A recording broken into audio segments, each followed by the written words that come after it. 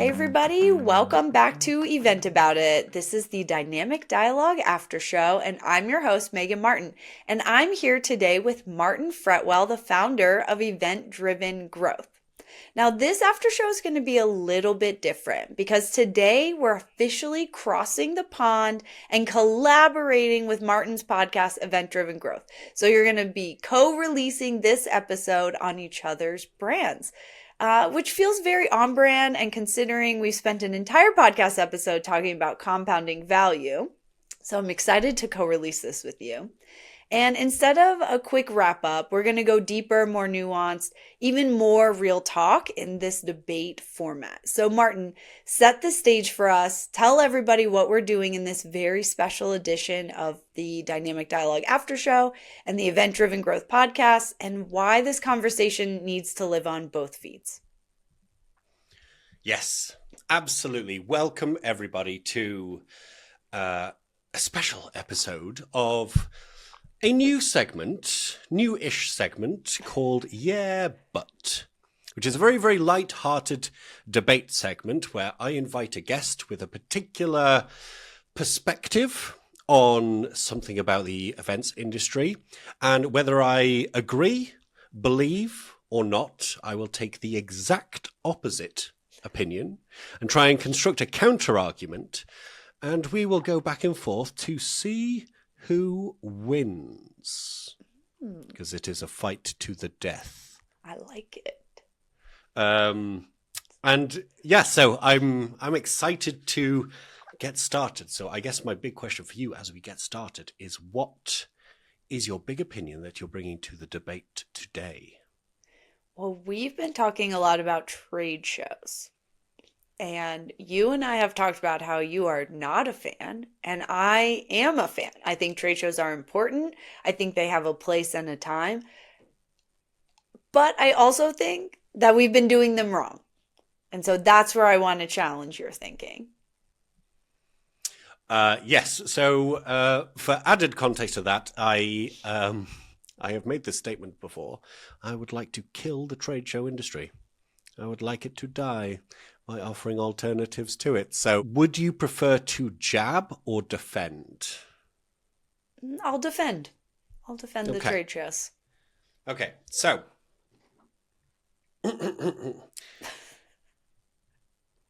I feel like I should be suited up, like we're about to walk into a courtroom or something, and I should have like my best Elle Woods like pink suit on, like ready to go. I love that. What a fantastic reference. No, I'm glad that's not the case, because I would, like, I've not won any of these debates yet, and I've got no chance if you did that. Summon your inner Elle Wood. As an industry, we are particularly poor at innovation. And I think post-pandemic, the trade show is exactly the same as it was. And I think that keeping the trade show alive, it's like the safety blanket that we don't want to remove in order to innovate. It's like, if we keep doing that, then we don't have to do the scary new thing of learning like what people want from events in the future. So I actually think that trade shows are a big blocker in event industry innovation. And are you saying, when you say trade show, let's set the scene for what this means. Are we talking simply trade show, or we're talking trade show and conference? So a show that has education, maybe there's breakout sessions, press releases, there's all these other components to it, and there's a trade show, or there's a trade show and a conference. Or are you simply talking trade show only floors, there's no education or anything around it? Yeah, basically exhibitions. Okay. Yeah, so and I would add my own caveat to that, and because I think we are generally talking about non-physical product exhibitions, because I think, if you're I'm guilty as anybody. Like when virtual reality came out, I tried on one of the headsets and I was immediately buying a new PC and a virtual reality headset, and it's like there's a place for physical products, but when it's software and things like that, nope. Okay. Yeah. That's my So jam. physical product trade shows you're for. So you wouldn't necessarily want those to go away. But if it's like a software show and it's trade show and demo booths and all that, get rid of it. Precisely. Yeah. What would you want to replace it with? Like if they're not innovating and you think they're the same as pre-pandemic, what would you replace it with? I wouldn't. I wouldn't. Allow them to die and allow the white space to be filled with innovation, with something new. And the whole point of innovation is it doesn't exist yet. So, right. But you have to kind of create the space for something new to fill it. And I think the biggest problem is that like the trade shows, the exhibitions are the safety blanket. I mean, I completely disagree. I think there's a time and place for that because even though software is not a physical product, I want to see it and talk to a human, not on a computer. And I also don't want to spend my days on a screen.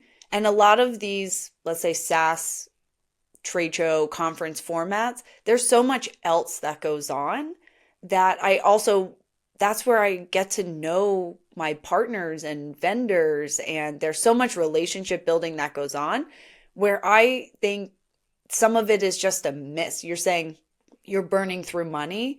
I don't think we're optimizing our presence at these trade shows. So I don't think they should go away, but I think people have to start thinking about them different.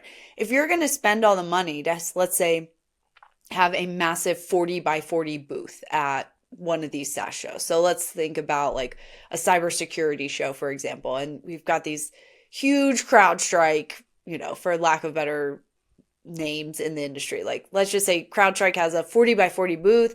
They're bringing in a host. They're running education in their booth. Maybe there's a podcasting area where they're going to capture some content. And then they also have all their demos. Well, how they show up to that show, they are not utilizing everything there. Like, I think having a podcast, if you have a place in your marketing stack for live videos, podcasting things, then that should be present and utilize some of the square footage to get content that you can use later and say, here's what we're seeing at the show. Like, use it as a thought leadership moment. And maybe you're interviewing some of your AEs and salespeople. And if you're going to spend the time to have a host and do education, tell people that you're doing education. I see it all the time. There's these big, beautiful boards and LED walls showing your schedule, but I don't see that till I get there. Like, maybe I want to factor that into my planning. So market that ahead of time of who's going to be in your booth, who's going to be speaking, what are the topics, come learn more. Oh, and then get a demo there. But so many times I see these companies like stack all these demos. People aren't really buying SaaS on the show floor. It's discovery phase, it's top of funnel, and we should treat it as such. And then the follow-ups, I think I read some crazy statistic of like 60 or 70% of leads from trade shows never get followed up on. Well, there's hidden opportunity right there. Just follow up with your leads. And like, if you know what they're looking for, then you have a better chance of actually closing business because now you have intent signals from your live experience and participating in this trade show. So I don't think we should get rid of them. I think people should still show up to them. I think how you activate there is just very different. And like the giveaways are all great, but then you just fill your lead list with a bunch of people who are just trying to get your Labubu or your watch or whatever it is that you're giving away at your booth. Like, it's not quality, it's quantity at that point. And we shouldn't be measuring on quantity. I think that if you have to rely on gimmicks at your booth, then you don't have a good enough story within your organization to be worth doing a booth. I do agree with that. Because I think, like the whole puppy playpen booth trade show things, hate that. Same. Absolutely detest that.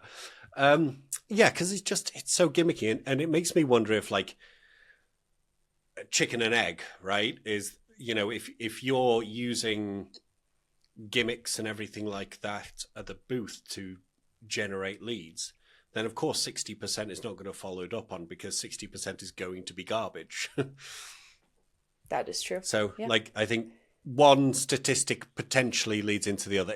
I mean, that's the funny thing with statistics. Unless you know the context within the statistic, it's like, Yes. you know, And I what always is want it? to What is dig it telling into us? like the underlying, Right? like who did you survey? Who did you ask? What was the market? Like I want to see all of that like metadata out of your surveys. Yeah. I remember once being at because we were talking about cybersecurity. I remember once being at a cybersecurity event ages ago in London. Oh God, it was an era where the booth babes idea was still around. Oh, It's just still around. horrible, That horrible hasn't times. gone away like at That's what all. I'm talking about. Just let the It's whole still industry around. die. Let it all die. But for I remember seeing these two booths, two huge booths, two big players in the cybersecurity, and they both right next to each other, and you could tell that like all of the money was going into ego. It was all going into beat the competition next to them. And by the way, to anybody listening here, that is exactly what trade show practitioners and producers do. They play you off on the other. Do not let ego be part of your decision making process, because that's how they make their money. I know, I did it. I've manipulated you all in the past. I'm not that same person, so I apologize for my history, but it is very true. And they had LCD screens, because it was back in the day, on the front of their booths, and it had like number of cyber threats stopped in like a ranking, and they had themselves top and their competitor right next to them bottom of the list. Both had the same booth, same table, same statistic, but just different results. And I was like, nobody here is helping the audience. Nobody here is helping the audience. I remember speaking to one of the creators of one of the booths and saying how they'd hired a Lamborghini to drive some of the like the CISOs around in, but they were just getting students and things like that to make the request. It was like, mate, I can't, like, nobody can help you if you're making decisions like that. I mean, that is true. I do remember a show recently where the one of the exhibitors couldn't get space to hold meetings, so they rented a bus and branded the bus, and you would have these like mobile meetings, and you would get a tour of the city and get out of the convention area while you were having this meeting. And it became like the biggest buzz of the trade show floor because they actually were taking people outside of the conference, and everybody wanted to see this really cool bus where these meetings were being held. But the company standed firm and said, no, like, if you don't do business with us, you don't get on the bus. Like, you have to have an appointment. It was qualified, it was quality meetings. I think And I remember then, hearing about this bus. Actually, yeah, I think I've heard about this bus. I think, yeah, I thought it was the coolest way. And like, that's where innovation at trade shows, I think, comes from. Like, I don't think we need to throw trade shows away. Like, I think there is innovation, but it's innovation coming from frustration because I think there's so many guidelines and rules around trade shows that haven't really evolved with the market and what people are asking for. So brands are having to get creative on how to show up at these shows to get their business done in the way that works for them, because one booth size doesn't fit all, and you end up with a bus that's driving executives around a city because they couldn't find space to hold their meetings. yeah. Um, and this actually kind of like comes to like probably my next argument of killing the trade show is that like because I love seeing suppliers, vendors, whoever's going to kind of be buying these booths, innovate and create these kind of like cool ideas. Like I deliberately don't play in the trade show industry, so like I didn't actually know that there was that many kind of stipulations, guidelines, guardrails behind the production, which makes it even more challenging. But I think like all of the cool stuff that you can do in a booth, you can do in more suitable environments. Like Like what? Like what? like the podcasting thing, like content creation. I just feel like, you know, there are conferences when you can do that. You don't need the trade show for that. I just can't see I can't see anything that's specific trade show. Like, I mean, I think you can add things to your booth. You can add things to the trade show, but I think like, yeah, I mean, you could do them in other places. Like, I don't think there's anything that is specifically trade show like that creates its own value, if I'm making any sense with that statement. I mean, I guess a little bit, but where I would challenge you, so okay, let's take the podcasting example, right? Like we give some square footage of our booth to this podcasting area so we can capture content and extend the life of our investment, right? And we can, but part of why that works is because at the trade show are some of the key guests and ICPs and people you want to have on your podcast. And it's so much more engaging to do it in person with all the hustle and bustle of the trade show behind you. Like it just automatically changes the feel and the content that comes out of it when it's an in-person conversation. And you can't really do that at a conference or another format. I think the trade show space is the perfect place for it because you also can capitalize on the sometimes tens of thousands of people that are there. And maybe there's a really interesting guest or someone you've been trying to engage with that's going to be there that you can be like, hey, it's the easiest way to get someone to come into your booth is like, do you want to come on the podcast? Do you want to record a story? Do you want to see this education? And you can't really do that in a lot of other formats than at a trade show. And at a conference, there's not really the space to do that. Because if you do, then you have to sponsor and you might not get as many people and eyeballs on what you're doing. And so I think the trade show space just allows for a bigger imprint when capitalized appropriately, when planned and executed with a strategy that like this is the intent, or at least one of the intents, maybe not the whole purpose. And you can't really do that at a conference. I want to talk briefly about the audience in trade shows. Because, and the reason being, so like there's going to be a bit of context, which we might edit some of the context out, but I'm giving you all of the context because you're the guest and I feel that's appropriate. So I used to run the type of conferences that used to do the one-to-one business meetings. And not very good, if I'm honest. Not a great model.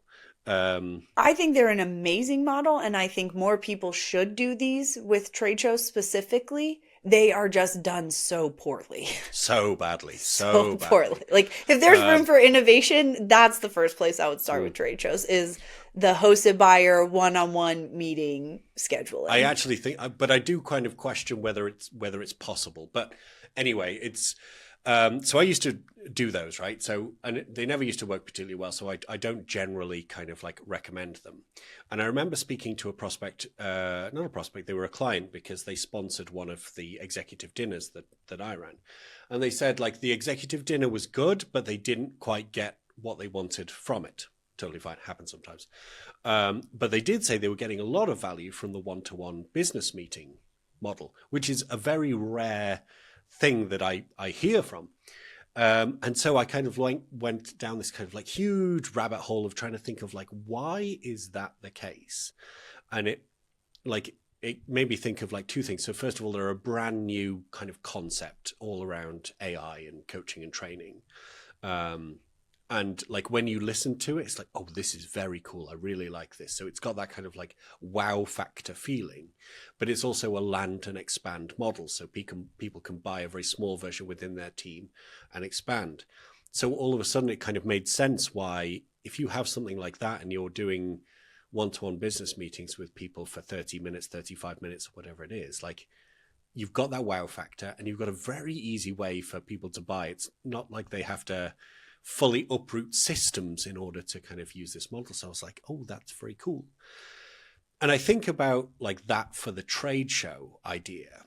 And organizations that I work with, they tend to want like enterprise clients at a VP and above level.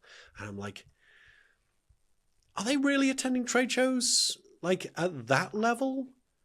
Or should the trade show be for something like, is it more valuable for like if you target SMBs, SMEs, you know, what like level, like job title level, seniority level, company size, and things like that in terms of the attendees that attend trade shows? Should that be more niche?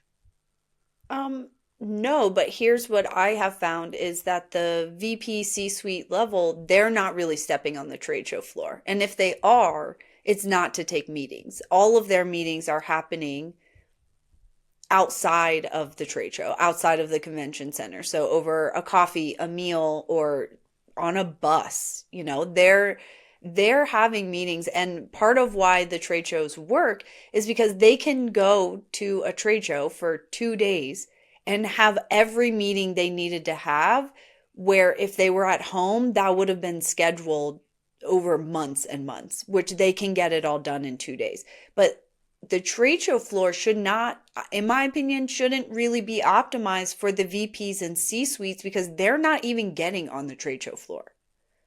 And that's why to maximize and have the best experience at a trade show, the all the work is done ahead of time. If you're waiting to book meetings once you get on site, you've already missed the boat. Everyone's walking in there pretty much already planned with their appointments. So if you're not doing pre-outreach and trying to book those meetings before someone even leaves their house, then you're not going to get them. And if you're not giving options, if that is your ICP to meet with the C-suites and top of the food chain, they're not going to take a meeting in your booth. Like very rarely does that happen. So that's where you have to get creative and innovative and think about the strategy. Maybe you need a bus. Maybe you have a smaller booth that is the discovery phase for the, smaller businesses, the doers, the activators at the company. But then if you want buy-in from higher up the food chain, you've got to do something different because they're not going to hit your booth. Yeah. I'm trying not to like what you've just said because I'm supposed to be the other side of this intense life or death situation. So I will refrain the comment for the summary phase at the end. But I've kind of done a lot of attacking here, and you've done a lot of defending. So I would like to kind of switch it up, and I would like you to jab at me for my perspective on killing the trade shows. If you're open to going on the attack, I think you kind of a little bit made my jab at you at the beginning of, for someone who doesn't work in the trade show space every day, and I'm not saying I work in trade shows every single day, but I do work in the trade show space some, enough to know and see the value and how people need to evolve models to make it successful. And again, we're not talking like product, like feel, touch, buyer shows. Like these, we're in hypothetical talking like a SaaS trade show. I think people just don't optimize them well, but it's full drama here. But like for someone who doesn't even work in this space to say that we should get rid of a space, like, come on, man. Like you don't even work in trade shows. Yes. And that's why, like, I feel it would be. This is why you don't work in trade shows. Yeah. I feel it would be a little bit disingenuous to work in trade shows, but also like want them to die. But yeah, it's kind of like one of those. Yeah, it's a dramatic phrase. But we both practice work on LinkedIn, and if you're not dramatic, if you're not thinking like such, if you're not saying at least once a week that X is dead, then are you really even a LinkedIn content producer? I mean, they rage bait. The algorithm wants rage bait. The algorithm wants it. Yeah. We're just doing. I refer to it. Hate the player. I refer to it as feeding the beast, right? You gotta rage bait every once in a while to feed the beast.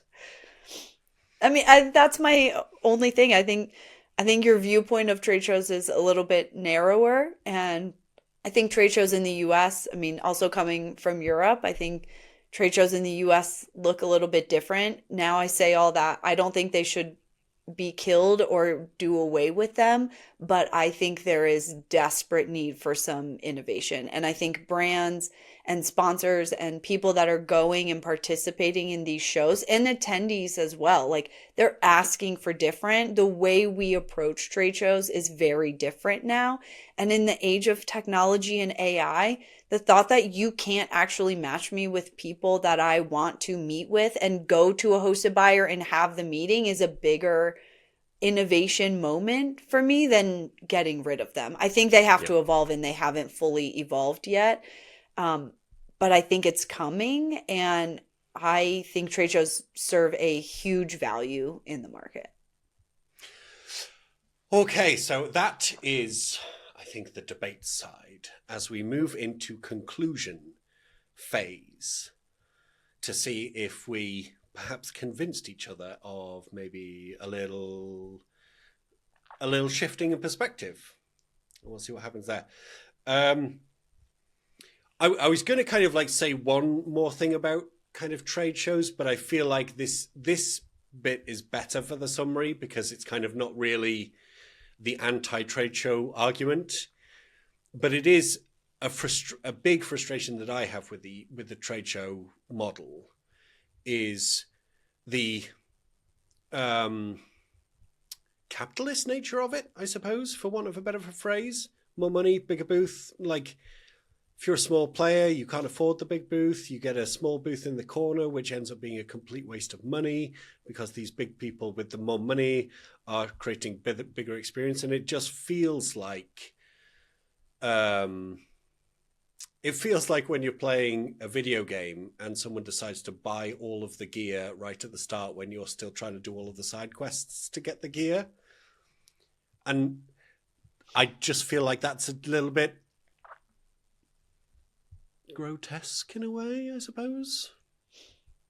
But isn't that the nature of all, like, that's not unique to trade shows? And I think if you're this little fish in a big pond, it gives you so much opportunity to be more creative.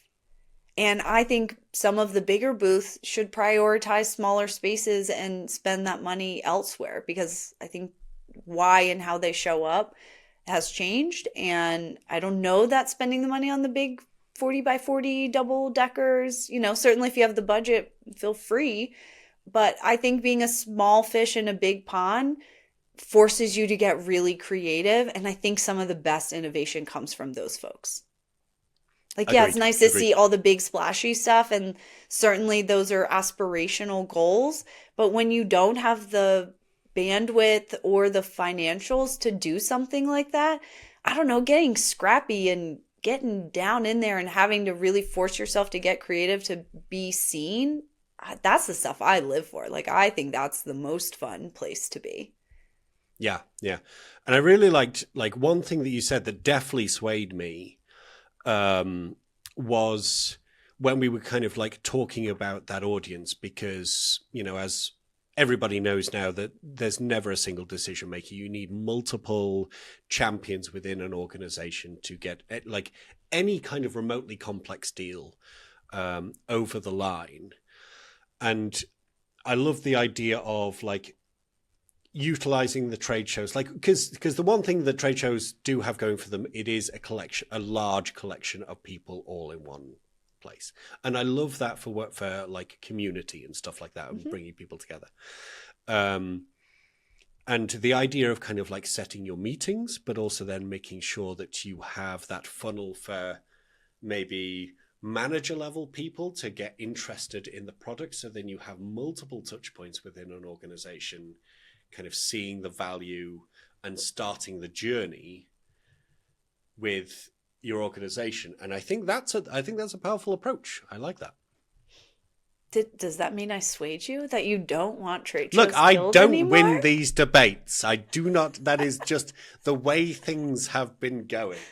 And I'm absolutely okay with that. But because it's not about kind of like going for a black and white, but I'm curious, did I highlight anything for you that maybe you hadn't thought about before? I mean, no, but I do respect your argument. God damn it. I do respect I'm your going to have to argument cut this that podcast out because I'm just getting smashed week and week. Like, it's not good for my ego.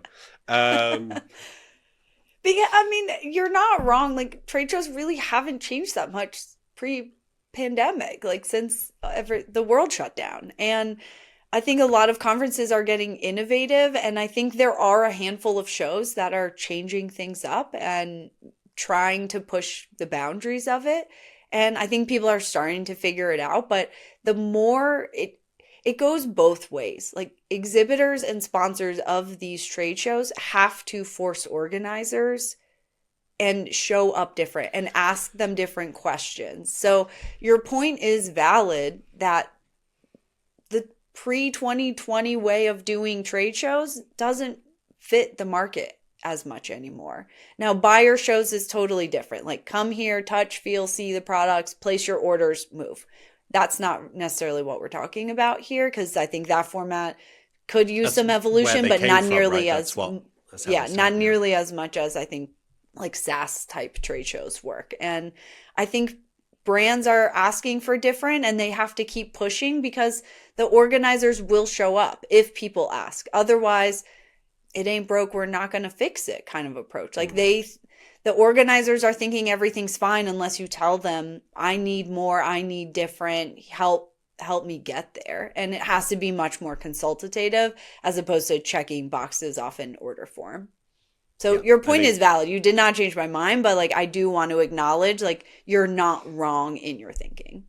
yeah. And I think that's the way it has to be. I mean, maybe I'm a little bit more cynical skeptic of the organizers. I mean, I don't know a lot of organizers, but when I've worked on that side of the element, it was very much kind of like, if we're getting the money, then I don't care kind of thing. It was pretty rotten, I suppose. And that's not speaking for everybody. That's literally just my personal experience. But I do think that either like money is the biggest feedback mechanism. And if we keep buying the same mundane stuff, then that is what will continue. So I think it is unfortunately down to the suppliers to push the innovation. It's not going to come from the conference providers. It's up to the suppliers to make that push forwards. I'm sorry, suppliers. I'm sorry. You've got more work to do, I'm afraid. I mean, they need to advocate for what they want and don't take the surface value, but also there are some show organizers out there that are pushing that, but you need to know, like, just because they're not asking doesn't mean they're unhappy. And at some point, they are going to show you with their dollars and just stop coming to your show, or they're going to downgrade their booth size. They're going to downgrade their sponsorships.